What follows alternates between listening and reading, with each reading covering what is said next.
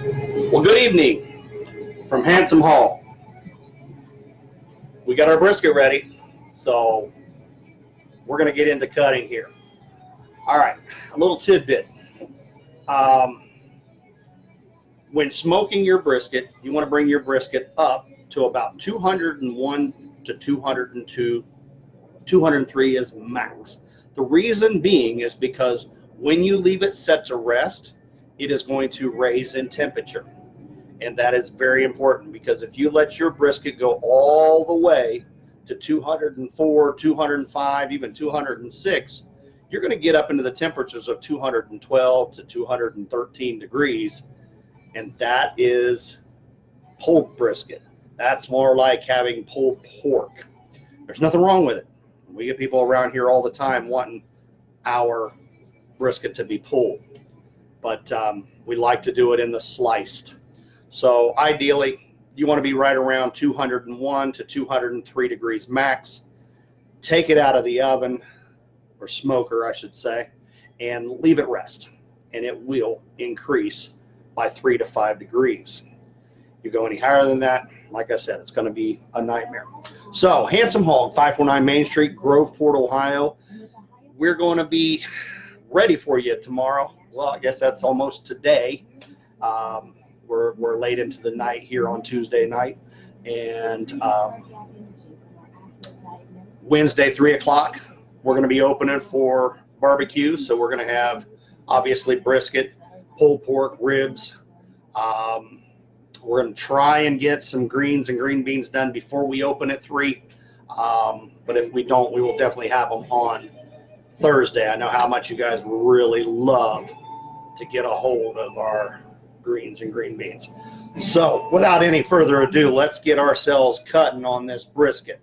So I'm going to readjust the camera here so that way you guys can see that as well. So give me a second here to get it right.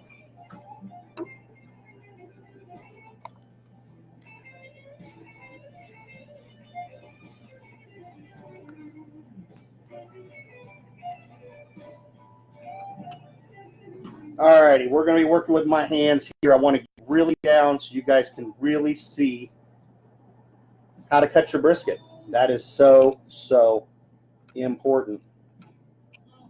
So we've got this all set up now. Remember, I taught you earlier in the other 2 videos that we put our brisket in a pan. As you can see back here, our brisket is in the pan. We showed you some pictures of it earlier. And now I'm going to take this brisket out of the pan. Mind you, this brisket right now is still in that neighborhood of 200 degrees. It will burn you. You definitely don't want to be handling it too much. All right, what I'm doing right now here is I'm pulling out some of that fat that we laid as a bed, and I want to take it out of my pan now and toss it into my fat container, because I still will keep this. There's no doubt about it. And the reason why I'll keep it is because we will now go ahead and render it down even further so we can have it for our drippings of our greens and green beans. What you guys have come to love. You just learned a secret of mine. We use our drippings of our brisket. I know I've told y'all a few times here and there, but now you know it to be true because you see it happening. Alrighty. And we got our fat out of our container because we're going to cut our meat and we're going to put it right back into that container. So that way we will not lose any of our juices. And then when we're ready to use them for something else, after we've put this wonderful brisket into your hands so you can do what you would like to do with it, then that's what we're going to do. Now you're seeing a little bit of a mess here because remember, I had 6 briskets and I'm down to the last 2 here that I wanted to put onto the video for you. So that's where we are. You notice I put some of this fat here to the side because there's some of this fat that might have some meat on it. Remember I said that was the pit master's privilege kind of stuff? Well, that's where we're at and we cut off that little bit of fat, and there you go. We have this wonderful piece of meat. That is part of our pulled meat. We put that back in, and then there's other times where I get to enjoy it, and believe me, I have been enjoying it tonight. It is so rich and so yummy that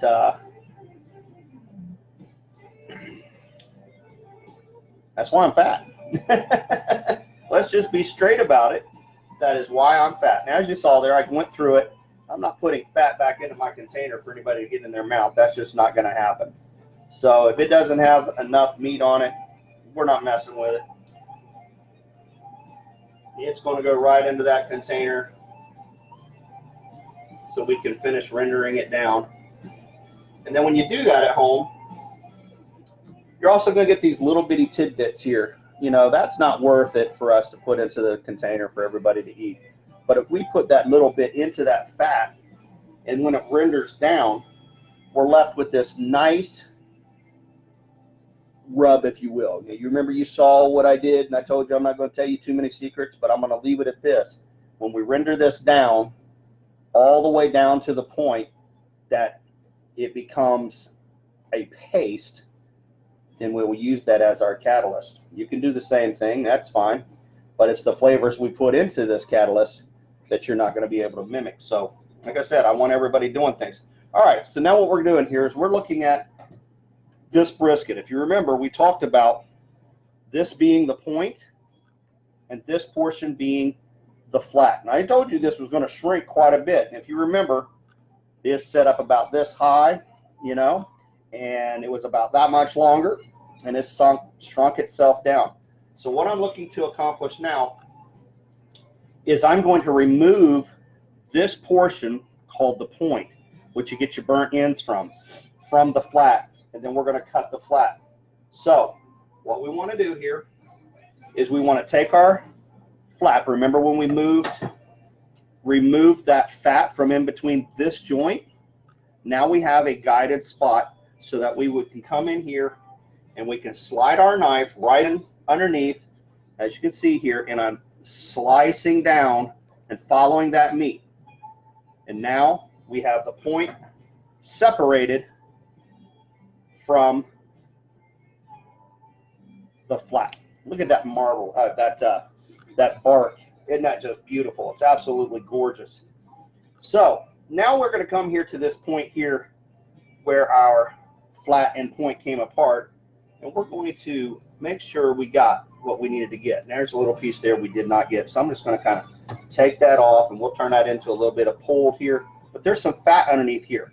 That's that bit of fat that when you're going and cutting this portion here, and you get that nice fat thing, that's funny, that fat vein, if you will. Not everybody wants to get that in their mouth.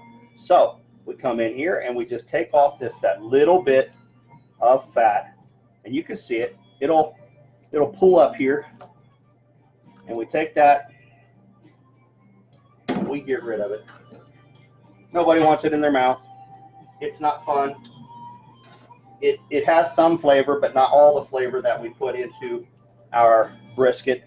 So having said that, we've now cleaned up our flat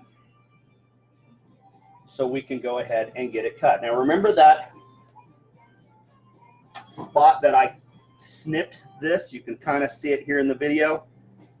You can see me sliding my finger into it.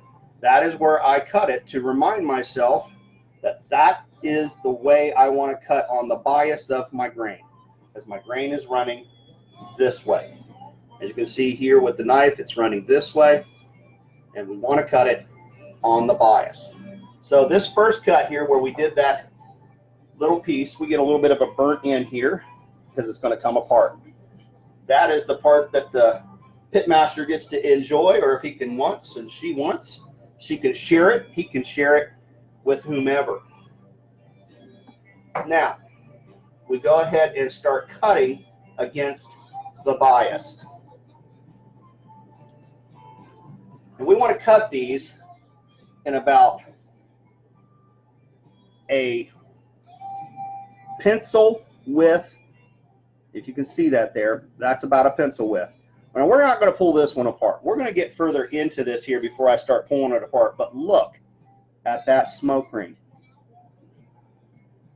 That smoke ring is absolutely gorgeous. Absolutely gorgeous. Welcome, Shelly. Glad to have you here tonight. I know it's kind of late to be up watching brisket, but hey, welcome.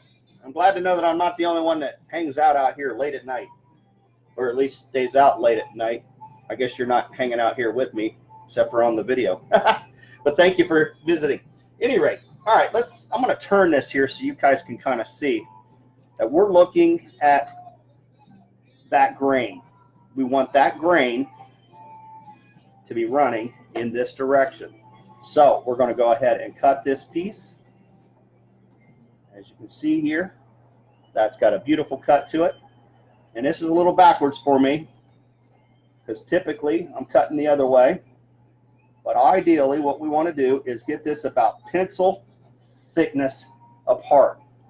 We want to be able to hold our brisket on our finger or on our knife's edge. I'm not afraid to put that on there. That is perfectly done. And then with just minimal tug, it just pulls right apart. That's what we're looking for when we're getting our temperatures just right.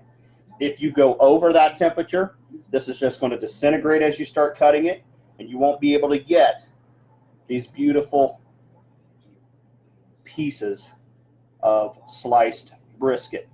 So having said that, we'll just go ahead and slice some more here.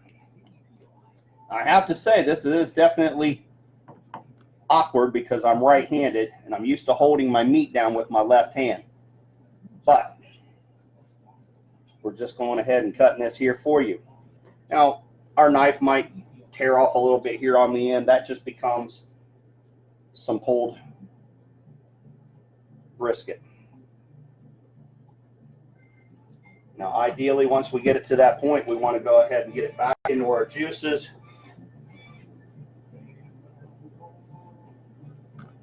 Plus, you want to be able to see some more of this cutting we're doing here, and just look at that smoke ring.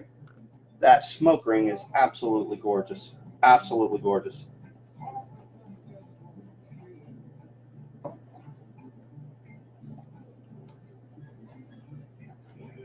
We're going to cut into the second one here in a bit as well. So I'm just going to go ahead and turn this back around here and just knock it out. And we're going to turn this as we're cutting it to keep that grain in the same direction that we want to cut it. So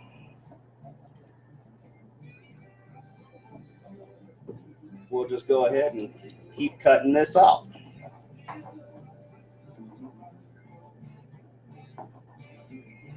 If this was overcooked, it would be completely separating when I was cutting through it like I am, but it's not.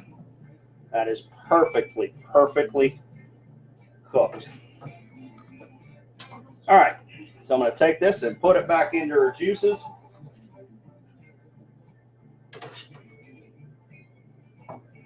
Because tomorrow when we serve this to y'all, you want it to be nice and juicy. Nice and juicy.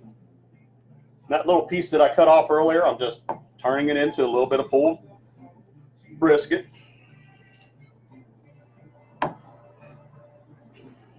Now we're going to get with this point. This is where it gets tricky, folks, because we cut it off. But what I want you to notice here is, I'm going to get this kind of close.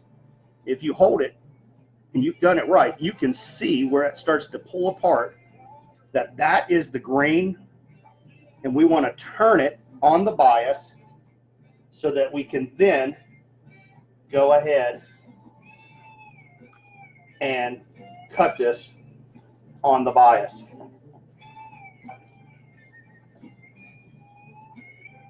And as I mentioned earlier, when you get to the fat point of a brisket, you're going to get some nice cuts, but this very last piece here that you see me get to, I can't get that down into a nice pencil cut. And as you can see there, that is just Beautifully, beautifully done. Hardly in a tug to it. So I'm going to put this in, and I'm going to show you what to do. Whew, that's hot. With these two pieces here. This is the other side of the brisket of the point, and this is this side of the point. These are what you call burnt ends. You cut those in about 1-inch pieces. You now have these nice little nuggets that are absolutely divine. People ask me all the time if I have burnt ends. Well, as you can see, out of a whole brisket, that's all the burnt ends you get. Unless you want to turn that whole point into burnt ends, and if that's the case, then you probably want to cook it to about 198 degrees. And the reason for that is if you cook it to about 198, it'll creep up to about 201 to 204 degrees. It's going to have a nicer firmness to that point, if you will. And that point then can be cut up easier into those 1-inch chunks. And then you take those 1-inch chunks and you put your barbecue sauce on them, and then you put them in a higher heat capacity so you can get yourself some really nice caramelized 3/4 inch to 1-inch chunks. We don't do that here. We would much rather share the wealth of that fatty end, if you will, in nice cut slices or in pulled slices. So I tell people all the time, if you're going to come here and you're going to get this type of burn ends from us, you're going to need to be here when we pull this brisket and we start cutting it, because that just isn't going to happen. That's flavor, folks. We're going to put that in with our mix of goodies. So I'm going to go ahead and get the other brisket over here and get it onto the table. So bear with me here just a second. Enjoy the music if you can hear it.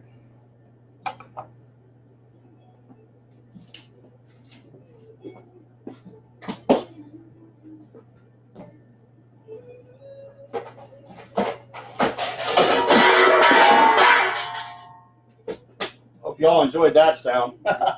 I certainly didn't enjoy it. I lost some of my clean pans. We'll just have to wash them up here after a bit.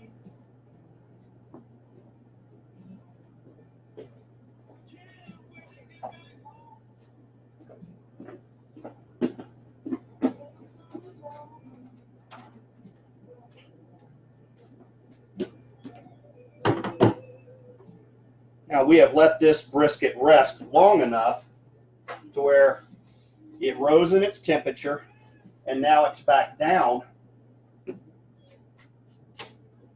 so that we can go ahead and start cutting it. We'll see where this temperature is since I've got the thermometer in it. Got to get me some fresh gloves on here. Those gloves also help insulate from that heat. Alrighty, we've let this rest, and we now are right in the 190, 191 degrees, and that's a really good temperature. I probably would ideally love it to be somewhere in the 180s, but you know, hey, we're going to take what we can get. That is for sure. All right, we're going to fish this one out just the same as we did the others.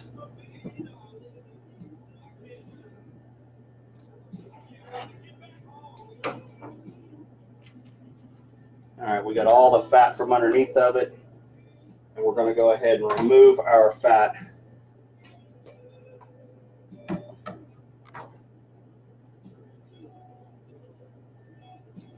from this container and get it here with all the other fat.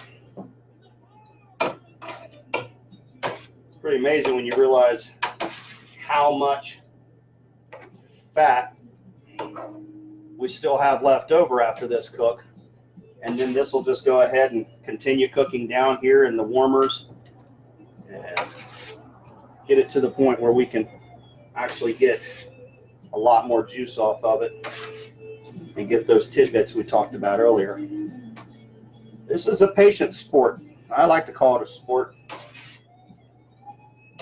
Probably the most friendly sport you'll ever find out there, because we all like to share our techniques and our flavors and our excitement for what we do. I know I do. There's no doubt about that.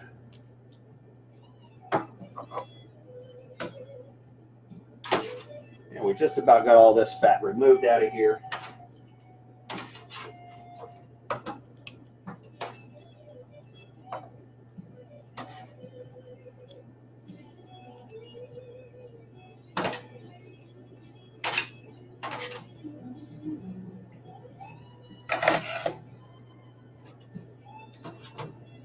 Alrighty, and we'll go ahead and cut up these little pieces that we found. Get them in there. Fat portion of it off.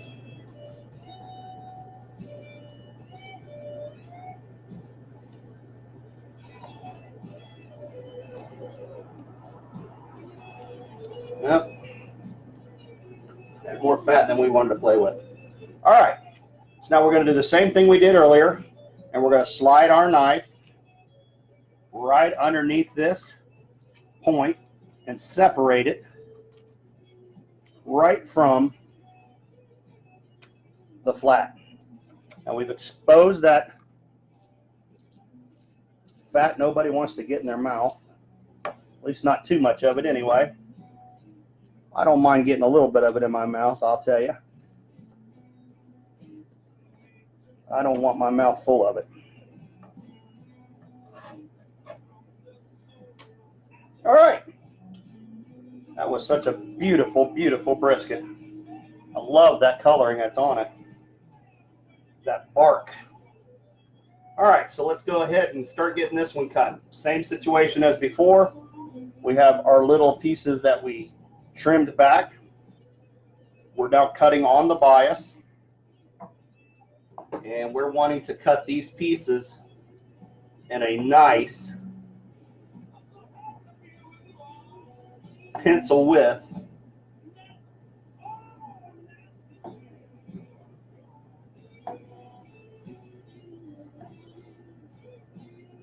As you can see there, you're going to be doing the same thing when you're doing yours. We'll go ahead and pull out a nice piece here.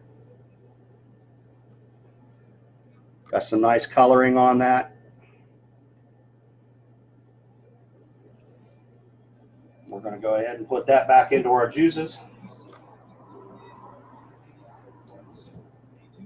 And we're going to go ahead and continue cutting on this.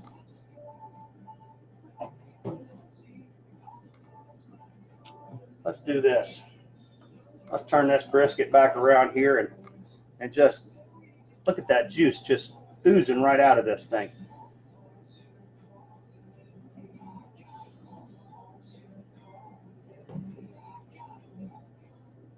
Beautiful. Absolutely beautiful.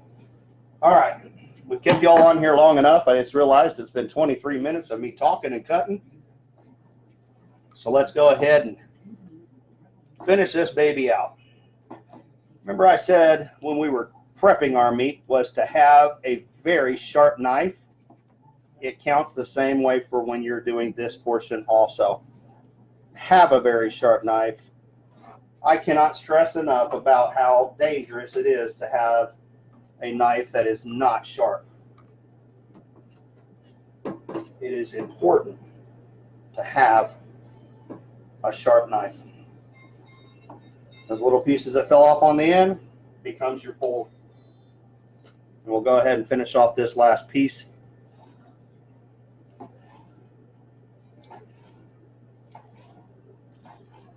There we go.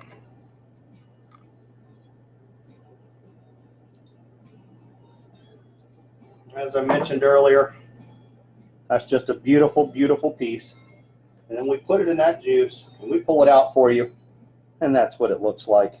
That's what it looks like when it goes into your container, so you can take it home or goes on your sandwich. But again, slight tug, perfectly done. Absolutely perfectly done, as we mentioned earlier. Look at that. I know y'all want it. You got to come and get it. Come get you some of this wonderful, wonderful Q. All right, we're going to flip this over this time so you can kind of see what's going on this side. We've got a little bit of that fat also that we rendered out, or not rendered out, but took out here just a little bit ago. On the other part, we're going to be fine with this piece being in there. But we're going to go ahead, and we're seeing which way that grain goes. See how that goes? Now we want to set it on the bias. We want to take our knife, and we want to go ahead and make that first cut. And then we see, look really close here, you can see that is against the grain. And that's what we want, is against the grain. And we're losing battery quick. Got about 7% battery left. All right, guys, we'll cut through this real quick and we'll call it out. Handsome Hog, 549 Main Street, Groveport, Ohio. You know you want it. Come get it. Come get you some Q. We look forward to feeding you all this wonderful food tomorrow. Come on down here, get you some of this great stuff, and we will gladly, gladly, gladly put this with you. We're going to go ahead and bring this back up here for me to see myself again so you can see me, and look at that burnt end. That's Pitmaster choice right there.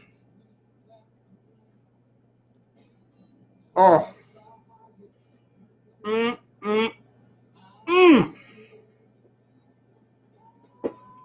is so good.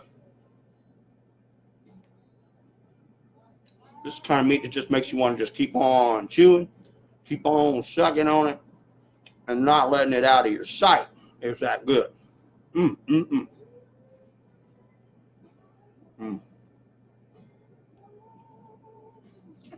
I took too big of a bite,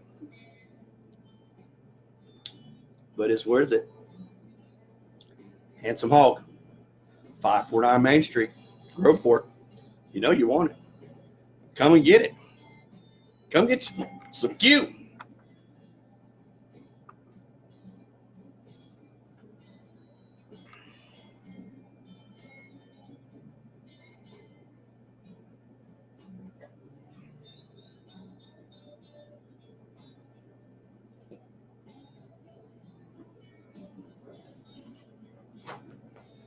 Let's suck the battery life right out of that.